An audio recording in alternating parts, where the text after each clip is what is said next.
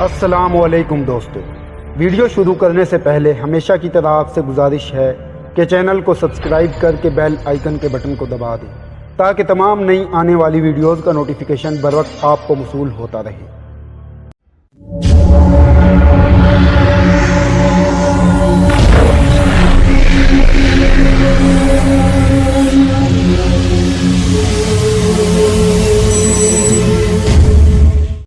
ملکہ صدوین Serbia کے بادشاہ lord Stephen کی بیٹی تھی۔ سربیا کا بادشاہ سلطان مراد خان ثانی کا دیرینہ اور وفادار دوست تھا۔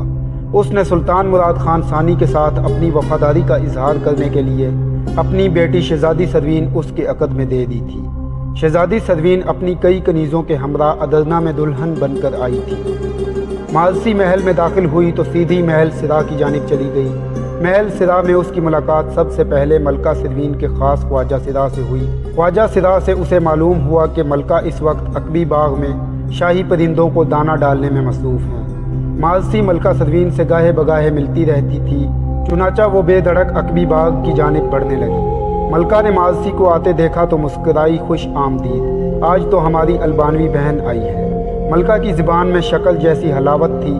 ملکہ کے لہجے سے مالسی کا حوصلہ بلند ہوا اور اس نے کہا، ملکہ معظمہ، آپ کی محبت کبھی کبھی محلات میں کھینچ لاتی ہے، ورنہ بزم شاہی میں غریبوں کا گزر کیا معنی۔ ملکہ نے چونک کر مالسی کی جانب دیکھا اور مزہ لیتے ہوئے کہا، سبحان اللہ، آج تو مشک عنبر میں لپٹی باتیں کر رہی ہو، لگتا ہے کوئی چوٹ کھا کر آئی ہو۔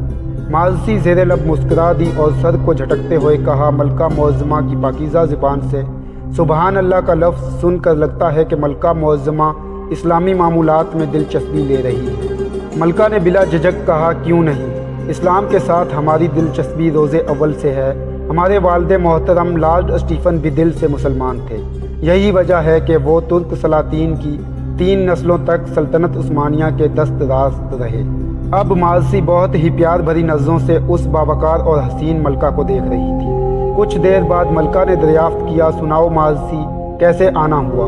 لگتا ہے آج تم ہم سے کچھ مانگنے آئی ہو۔ مالسی نے حیرت سے پلکیں پٹپٹائیں اور پھر مسرت بھرے لہجے میں کہا، عجیب ملکہ معظمہ، بہت عجیب، آپ تو دلوں کے حال جان لیتی ہیں۔ دلوں کے حال صرف اللہ جانتا ہے، ہم نے صرف تمہارے چہرے کی تحریر پڑھی ہے، وہ تم نے سنا نہیں کہ چہرے کھلی کتاب ہوا کرتے ہیں۔ ملکہ نے ایک نرم سی مسکراہٹ کے ساتھ کہا۔ اب مالسی نے مدعا بیان کرنا چاہا، ملکہ معظمہ، آپ نے غالباً سنا ہوگا کہ سلطان معظم نے ایک عرب نوجوان کو شاہی سراغ رساں مقرر کیا تھا۔ ملکہ نے مالسی کی بات سنی اور مسکراتے ہوئے کہا، لگتا ہے اس شاہی سراغ رساں نے تمہارے دل کا سراغ لگا لیا ہے۔ کیوں، کیا ہوا؟ دل تو نہیں دے بیٹھی اس عرب نوجوان کو؟ مالسی کا چہرہ حیا سے تمتما اٹھا، اس نے پلکیں جھکا لیں اور کچھ دیر توقف کے بعد کہا، ملکہ معظمہ کی نگاہیں سب کچھ دیکھ لیتی ہیں، لیکن اس وقت میں سلطنت عثمانیہ کی بقا کا سوال لے کر آئی ہوں۔ مالسی کی بات پر ملکہ چونک اٹھی اور فوراً کہا، خدا نہ کرے سلطنت عثمانیہ کو کچھ ہو، تم کون سا مسئلہ لے کر آئی ہو؟ مالسی نے کسی قدر جھجکتے ہوئے عرض کی، ملکہ معظمہ، وہ عرب نوجوان جسے سلطان معظم نے ادرنا میں ہونے والی سازش کا سراغ لگانے کے لیے بطور خاص مقرر فرمایا تھا، اس وقت ایک غدار کے بہکاوے پر شہزادہ علاؤالدین کی قید میں ہے، جبکہ وہ غدار سلطنت کے خلاف کسی خطرناک سازش میں مصروف ہے۔ ملکہ کی تیوری پر بل پڑ گئے اور اس نے بے حد سنجیدہ لہجے میں کہا، کون ہے وہ غدار جس نے شہزادہ علاؤالدین کو بہکا دیا؟ مالسی، تم ہوش میں تو ہو؟ تمہیں معلوم ہے تم کیا کہہ رہی ہو؟ تم ایک ترک شہزادے اور ولی عہد پر الزام لگا رہی ہو۔ ملکہ کی بات مکمل ہوئی تو مالسی نے ایک نئے عزم کے ساتھ کہا، ملکہ معظمہ، میں صرف الزام نہیں لگا رہی ہوں، بلکہ کہہ رہی ہوں کہ شہزادہ علاؤالدین نے قاسم بن ہشام کو شاہی زندان میں بند کر رکھا ہے۔ ملکہ معظمہ، اس وقت ادرنا کو قاسم بن ہشام کی ضرورت ہے، آپ خدا را کچھ کیجئے، کہیں ایسا نہ ہو کہ سلطان معظم کی عدم موجودگی میں ابو جعفر ادرنا کی گلیوں میں بغاوت پھیلا دے۔ اب ملکہ کی آنکھیں حیرت سے پھٹنے لگیں، اس نے کسی قدر تیز لہجے میں کہا، ابو جعفر، کیا یہ وہی شخص تو نہیں جس کی آنکھوں کی رنگت لاطینی اقوام کی طرح نیلی ہے اور جو خطیب المغرب کے نام سے مشہور ہے؟ ارے مالسی، اس شخص کا آنا جانا تو تمہاری ماں کے پاس بھی بہت تھا۔ ملکہ ایک دم خلاؤں میں گھولتے ہوئے کچھ سوچنے لگی۔ اسے یاد آیا کہ ایک زمانے میں مارتھا اور ابو جعفر شہزادی صدوین پر جذباتی ڈورے ڈالنے کی کوشش کرتے رہے تھے۔ اس وقت صدوین نئی نویلی دلہن تھی، چنانچہ اجنبیت کے دباؤ میں خاموش رہی۔ آج ماضسی نے ابو جعفر کی سازش کا ذکر کیا تو ملکہ سروین کی آنکھیں جیسے کھل گئیں۔ اس نے گہری سوچ میں ماضسی کی بات سنی۔ ماضسی کہہ رہی تھی، ملکہ معظمہ، ابو جعفر ہمارے گھر آتا ہے، اسی وجہ سے تو میں اس کی سازش کے بارے میں جانتی ہوں۔ 3 ہفتے پہلے قاسم بن حشام کیسر کے جاسوسوں کا سراغ لگاتے ہوئے ابو جعفر کی گردن تک پہنچ چکا تھا، لیکن شہزادہ علاؤالدین نے سارا معاملہ ہی الٹا دیا۔ آپ کچھ کیجئے نا۔ اب ملکہ صورتحال کو سمجھنے لگی۔ وہ سوچ رہی تھی کہ شہزادہ علاؤالدین کے ساتھ کس طریقے سے بات کی جائے۔ اسے ماضسی کی بات کا یقین تھا کیونکہ وہ خود ابو جعفر کے کردار سے واقف تھی۔ اس نے سوچا کہ صرف قاسم بن حشام کو چھڑایا ہی نہ جائے بلکہ کسی طرح ابو جعفر کو بھی بروقت دبوچ لیا جائے۔ وہ سمجھ رہی تھی کہ اس کے کندھوں پر بہت بڑی ذمہ داری آ پڑی ہے۔ اس نے ماضسی سے کہا، ماضسی تمہارا بہت بہت شکریہ کہ تم نے ہمیں ان نازک حالات سے آگاہ کیا۔ ہم آج ہی کچھ کرنے کی کوشش کرتے ہیں۔ ملکہ کی بات سن کر ماضسی نے اطمینان کی سانس لی اور پھر جھجکتے کہنے لگی، ملکہ معظمہ ایک درخواست ہے۔ ملکہ نے ماضسی کی جانب دیکھ کر پوچھا، ہاں ہاں کہو۔ ملکہ معظمہ، میں قاسم بن حشام سے ملنا چاہتی ہوں۔ وہ یہیں کیسر سلطانی کے شاہی زندان میں قید ہے۔ اگر ملکہ معظمہ چاہیں تو داروغہ زندان کو حکم دے سکتی ہیں کہ وہ مجھے نہ روکے۔ ملکہ پھر چونک اٹھی۔ اس نے چند لمحے کے لیے کچھ سوچا اور پھر ایک نئے عزم کے ساتھ بولی، چلو ہمارے ساتھ، ہم ابھی شاہی زندان میں جا کر قاسم بن حشام سے بات کریں گے۔ ملکہ نے پورے جوش کے ساتھ قدم بڑھایا اور ماضسی کے دل میں خوشی کے لڈو پھوٹنے لگے۔ شاہی زندان کے داروغہ نے ملکہ سروین کو آتے دیکھا تو اس کی ٹانگیں کانپ گئیں۔ یہ محل کا شمال مغربی احاطہ تھا۔ اس جانب عموماً محل سرا کی عورتیں نہ آتی تھیں۔ زیادہ تر ملازم پیشہ لوگ محل کی اس جانب رہائش پذیر تھے۔ یہیں شاہی استبل بھی تھا اور محل کا اسلحہ خانہ بھی۔ ایک بڑی سی عمارت کے وسط میں ایک بڑا سا کمرہ شاہی زندان تھا۔ ملکہ داروغہ کے قریب پہنچی تو اس نے کمر تک جھک کر ملکہ کو سلام کیا۔ ملکہ بھی وہیں رک گئی اور تحکمانہ لہجے میں پوچھا، شاہی زندان میں کتنے قیدی موجود ہیں؟ ملکہ کا انداز شاہانہ تھا۔ داروغہ لرز گیا اور ہکلاتے ہوئے کہنے لگا، ملکہ معظمہ، صرف ایک قیدی موجود ہے۔ داروغہ زندان نے منمناتے ہوئے کہا، قاسم بن حشام۔ ملکہ نے قاسم کا نام سنا اور ایک بار ماضسی کی جانب مڑ کر دیکھا۔ ماضسی کے چہرے پر جوش تھا۔ ملکہ داروغہ کی جانب متوجہ ہوئی اور بولی، ہم ابھی اور اسی وقت قاسم بن حشام کو ملنا چاہتے ہیں۔ جاؤ اسے بے حد احترام کے ساتھ ہمارے پاس لے آؤ۔ داروغہ زندان فوراً دم دبا کر بھاگا اور زندان کے دروازے کی جانب بڑھتا چلا گیا۔ کچھ دیر بعد قاسم ماضسی اور ملکہ کے سامنے موجود تھا۔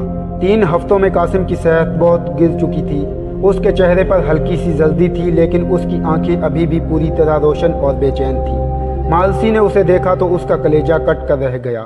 وہ ملکہ اور داروغہ زندان کی موجودگی میں قاسم کو بے تکلفی کے ساتھ نہ مل سکتی تھی، چنانچہ وہ ایک طرف کھڑی درد بھری نظروں سے قاسم کو دیکھتی رہی۔ قاسم نے آگے بڑھ کر ملکہ کو سلام کیا تو ملکہ نے مسکرا کر جواب دیا اور کہا، قاسم بن حشام، ہم سلطنت عثمانیہ کے تاجدار سلطان مراد خان ثانی کی ملکہ ثانی ہیں۔ ہمیں آج ماضسی نے تمہاری حقیقت حال بتائی تو ہم خود تم سے ملنے کے لیے یہاں چلے آئے۔ تم فکر مت کرو، ہم آج شہزادہ علاؤالدین سے بات کر کے تمہیں شاہی زندان سے نکلوا لیں گے۔ قاسم جو پہلے ہی پہچان چکا تھا کہ اس سے ملنے کے لیے آنے والی شاہی گھرانے کی خاتون ہی ہو سکتی ہے، ملکہ کی بات سن کر اور زیادہ مؤدب ہو گیا اور اس نے ملکہ کے احترام میں پلکیں جھکا لیں اور دھیمے لہجے میں کہا، ملکہ معظمہ کا اقبال بلند ہو، مجھے اپنی قید کی کوئی فکر نہیں، میں تو اس لیے فکر مند ہوں کہ حکم شاہی کی کوئی لاج نہ رکھ سکا۔ خدا جانے سلطنت کے غدار کس حد تک آگے جا چکے ہیں۔ مجھے تو اتنا بھی معلوم نہیں کہ ہمارے جو لشکر معاذ جنگ پر روانہ ہوئے تھے ان کی کیا کارگزاری ہے۔ ملکہ نے پورے اطمینان کے ساتھ قاسم کی بات سنی اور پھر کسی قدر غمزدہ لہجے میں کہا، یورپ کی مہم پر جانے والا لشکر صلیبی افواج کے ہاتھوں بہت بڑی شکست کھا چکا ہے۔ ہمارے سلطان معظم کی ہمشیرہ اور ہماری نند جی کے خاوند سپہ سالار محمد چلپی ہونیا ڈے کے ہاتھوں گرفتار ہو چکے ہیں۔ صوفیہ کا شہر ہمارے ہاتھوں سے نکل چکا ہے اور ہماری سپہ وادی بلکان میں بھی دشمن سے نقصان اٹھا چکی ہے۔ البتہ ایک خوشخبری بھی ہے کہ سلطان معظم نے امیر کرمانیہ کو شکست دے کر پونیا کی بغاوت پر قابو پا لیا ہے اور سلطان معظم چند ہی دنوں میں ادرنا پہنچنے والے ہیں۔ سلطان معظم ادرنا سے جلد یورپ کی جانب ہونیا ڈے سے انتقام لینے کے لیے روانہ ہو جائیں گے۔ ملکہ نے مختصر الفاظ میں تمام حالات سے آگاہ کر دیا۔ لشکروں کی تفصیل سنتے ہوئے قاسم جذباتی ہو رہا تھا، خصوصاً سلطان کے بہنوئی محمد چلپی کی گرفتاری کا سن کر اسے دھچکا لگا۔ اسے محمد چلپی کی ملاقات یاد آئی جب آغا حسن کے کمرے میں فوجی افسروں کے سامنے اس نے ایک مختصر سی تقریر کی تھی۔ اس نے بڑے خلوص کے ساتھ ملکہ سے کہا، محترم سالار محمد چلپی کا سن کر دلی افسوس ہوا۔ میں محسوس کرتا ہوں کہ ایسے حالات میں سلطنت کو میری ضرورت تھی۔ ملکہ نے قاسم کی بات پر سر ہلایا اور دلاسا دینے والے لہجے میں کہنے لگی، بس تم آج ہی رہا کر دیے جاؤ گے، یہ میرا تم سے وعدہ ہے۔ اچھا اب ہم چلتے ہیں۔ ملکہ نے جانے سے پہلے مارسی کی طرف دیکھا اور پھر زیر لب مسکرائی۔ مارسی حیا سے پلکیں جھکائے ہوئے تھی۔ ملکہ واپسی کے لیے مڑی تو مارسی بھی ایک مسرت بھری نگاہ قاسم پر ڈالتے ہوئے ملکہ کے ہمراہ روانہ ہونے لگی۔ دونوں کی آنکھیں چار ہوئیں اور آن کی آن میں انہوں نے ایک دوسرے سے بہت کچھ کہہ دیا۔ قاسم نے قدرے ہلکی آواز میں مارسی کا نام پکارا تو مارسی ایک لمحے کے لیے ٹھٹکی اور پھر جاتے جاتے مسکرا کر قاسم سے کہا، مارسی نہیں غزالہ، یہ آپ کے والد محترم کا دیا ہوا نام ہے۔ اتنا کہہ کر مارسی بھی ملکہ کے پیچھے لپکی اور تیز تیز قدم اٹھاتی ہوئی باہر چلی گئی۔ مارسی کے آخری الفاظ ابھی تک قاسم کے کانوں میں گونج رہے تھے، مارسی نہیں غزالہ، یہ آپ کے والد محترم کا دیا ہوا نام ہے۔ معزز دوستو، آج کے لیے اتنا ہی کافی۔ ملتے ہیں اگلی ویڈیو میں۔